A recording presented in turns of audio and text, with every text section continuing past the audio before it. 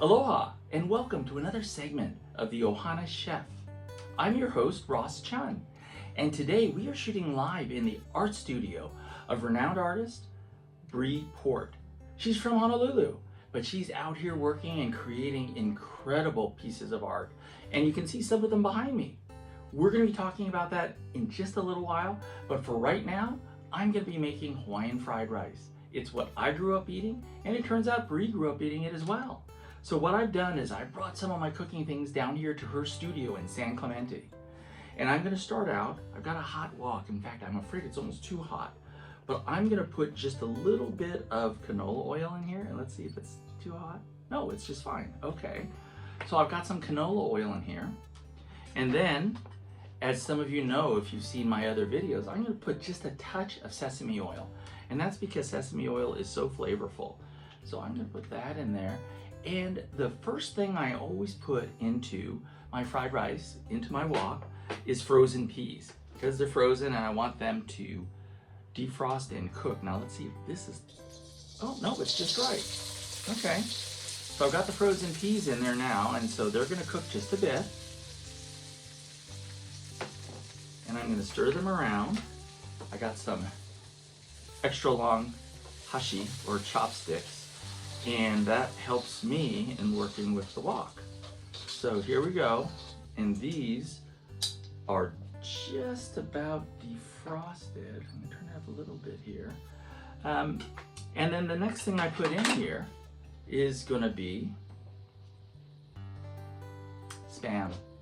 I love Spam, Hawaiians love Spam, and it turns out Bree loves Spam too. So I'm gonna put this in here, and I'm gonna cook it a little bit with the peas. This is very exciting. And I'm gonna let these go for just a bit.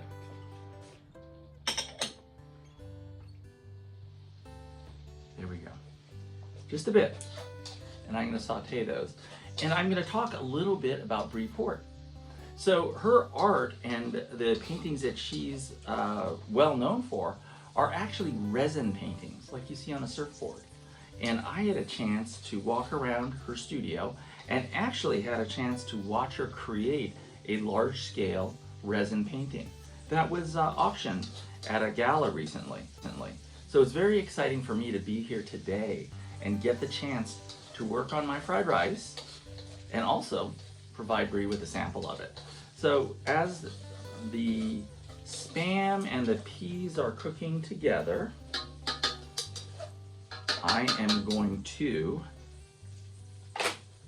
scoop in the rice. And as I've said in my recipe, the best way to make fried rice is to cook the rice ahead of time and dry it out in the refrigerator. So that's what I did.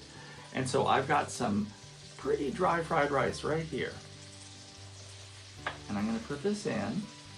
And this is about 6 cups of Calrose type rice, and that's my favorite. That's what my mother used growing up, and that's what I'm accustomed to eating. And I know a lot of people will make fried rice out of jasmine rice, but I grew up with the Calrose variety, and it's a shorter, fatter grain, and I really enjoyed making it for all of you. So I've got it here, and I'm going to just start tossing it in with the Spam and the peas. I've got other ingredients though. So, and it's also gonna pick up the flavor of the sesame oil. And you know, this is a little strange cooking in an art studio, but it's also very exciting to me. So I've got this going right now.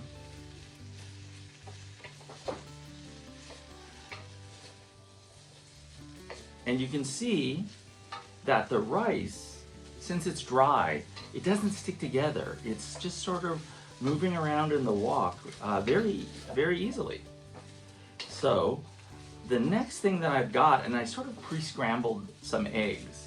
I could have done it in the wok. In fact, I cooked them in the wok and I separated them out and I put them into another container. And the reason is because this wok is a carbon steel wok. It's a 14-inch carbon steel wok. It's what most fried rice chefs recommend. And it's kind of an interesting story, but I wanted a carbon steel wok. I couldn't find them anywhere. So last year, my son Evan and I drove up to LA, to Chinatown, on a Sunday to get an authentic Chinese carbon steel wok. What happened was we picked the day that the immigration riots were taking place. So all of the shops were closed down, they had their iron gates down, and the police were out with their riot gear.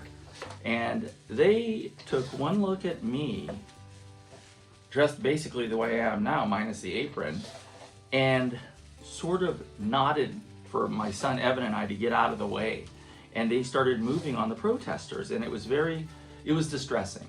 It was distressing to see, and it was saddening. So my son got to see his first riot, and I did not get a wok. We came home, I Googled it, I finally found an authentic carbon steel wok, and you're not gonna believe where I found it. Williams-Sonoma carries carbon steel woks. That's not the authentic wok I was hoping for, but Williams-Sonoma is a great store, and they've been a friend of the show. And so I ordered it, and did not have to go back to Los Angeles, did not have to go back to Chinatown, and I did not have to experience another riot. So that's what you see here. I'm using a carbon steel wok, and I properly seasoned it, and that's why nothing sticks to it. That's why you can scramble eggs in it, and it doesn't stick.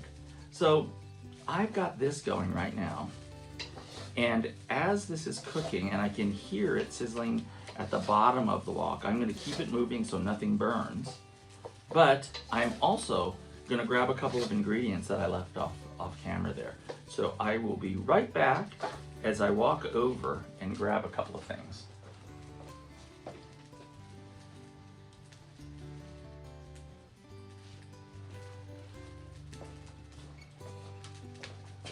So the first thing that I've got is a bottle of soy sauce, and it's Tamari soy sauce. It's gluten-free, and I have been cooking with gluten-free sauces lately because my daughter is gluten-free, and I actually didn't ask Bree if she was gluten-free.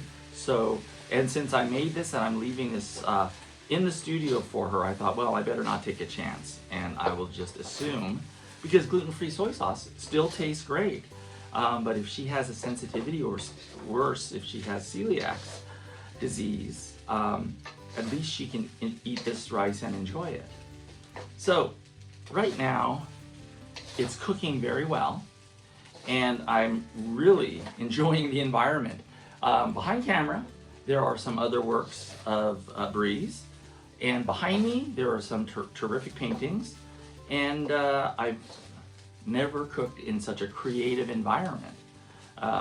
So as I continue to cook this rice, and I'm really happy with the way it's coming out, the next thing I'm going to do is I'm going to add the scrambled eggs. So this is actually 3 large scrambled eggs. So I'm going to put this right into the wok and set this down. Here we go. And mix them in. And see, I got back to this just in time, because the rice was just starting to cook to the bottom of the wok, and we don't want it to get burned, but we want it to have a little bit of that crisp texture. So that's what I've got. And as I move this around inside the wok, you might be noticing that I'm actually using bamboo utensils. And a lot of times with wok cooking, you'll see the chef using metal utensils, but I have got the bottom of this wok so well seasoned, I don't want to take a chance and scratch it and ruin the non-stick surface that I've been working on for about 8 months now. So I'm going to continue to move this around, and something that my dad always added to his fried rice. He always added pepper. I love pepper. And he really enjoyed it. So whether it was in Simon that he made, or if it was in fried rice, or if it was on a steak or a pork chop, he always had pepper, and I became accustomed a lot of pepper in my food, but I didn't put a lot in. I put about three small pinches. And because this is cooked in a wok, I decided to use coarse ground black pepper. Coarse ground black pepper is very helpful because you can see how much is in the dish. Now, I am going to post the recipe for this. I've done it several times, but I'm going to post the recipe for this, and then you'll all have a chance to try it. And I've made several variations of this. Sometimes I make vegetarian fried rice, and so instead of Spam, I will saute and I will cook small cubes of tofu. And it gets a little brown, and then it picks up the flavor of the seasonings here. Sometimes I've done this a number of times. For a brunch, I've made bacon and eggs fried rice. So I put chopped up bacon and I put scrambled eggs in, and people eat it on a late Saturday or Sunday morning, and it's brunch, and they love it. So I've done bacon and egg fried rice, vegetarian fried rice. This is my dad's traditional recipe of Hawaiian fried rice. And the next thing I'm going to do is I'm going to add the chopped green onions. And I always think that I've got enough green onion, and then when I mix it up, it looks like I fell a little short. So right now, I'm going to mix it up and take a look at it. And you know, it looks about right. I tell you what, I wonder if I should.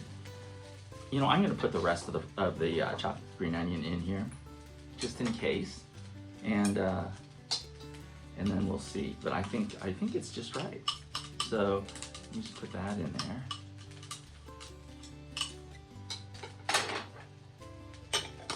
Okay, and then mix it in. And I think I'm going to put one more pinch of coarse ground black pepper in here. And I think then it's going to be just right. So let me see if I can do this without making a mess. See, that looks just right. And when I say it looks just right, that's exactly what I mean, because so many times with fried rice, you don't get to taste it because it's in the wok and it's cooking. But in this case, I'm looking at it and I'm saying it looks about right. So that is how we make the fried rice that I grew up on. And I hope that our host, Bree Port, the famous resin artist from San Clemente and Hawaii, I hope that she is gonna like it because I kind of made a ton of it. So here we go. I am all done. And you know what I didn't bring? I didn't bring a pot holder to tip this and show you, but I know it's visible from the second camera. So right now, I will say that this was a pretty fast dish to make. It's gonna be delicious, and it's gonna last tomorrow and the next day. So I hope that Bree and her friends enjoy this. I hope you've enjoyed this video. And I also hope that you will come to the Ohana Chef Facebook page and Ohana Stories Facebook page, and probably Bree Port's website, justbree.com, and take a look and find out about this art opening that she's got coming up. It's going to be later this month, and I'm going to be cooking there. So I'm going to make fried rice, I'm going to make chicken yakitori, which I've cooked on my show before, and I'm also going to make Spam musubi. So there's going to be some Hawaiian dishes in a wonderful aloha atmosphere, and I hope you'll join us. So thank you very much for joining the video. It was a quick one, and I am so happy to be able to make this for you, and I hope you'll try it at home as well. And a special thanks to Bree Port.